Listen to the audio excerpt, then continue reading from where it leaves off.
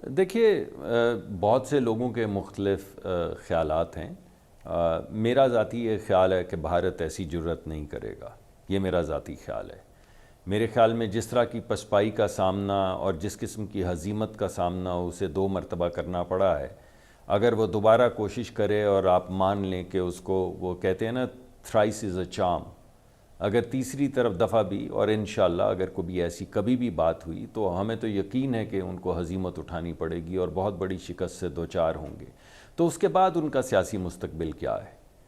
تو ایک طرف تو وہ یقینی طور پہ ایک سیاسی کونے میں ہیں، لیکن اگر تیسری دفعہ پدی لگی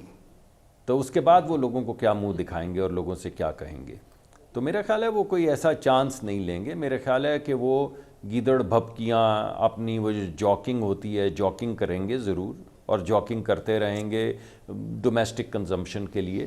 لیکن جس طرح کی کا دفاع پاکستان کا وہ دیکھ چکے ہیں، جس طرح، اور میں صرف یہ نہیں کہہ رہا کہ ہم نے ان کو،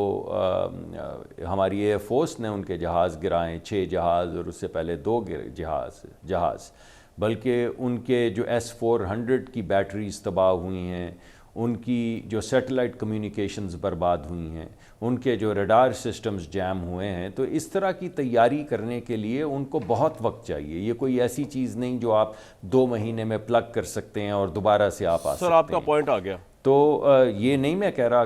جی ایک بات میں اور بھی کہوں گا کہ اب یہ بھی ان کو خیال کرنا پڑے گا ہمارے دفاعی معاہدے کے بعد،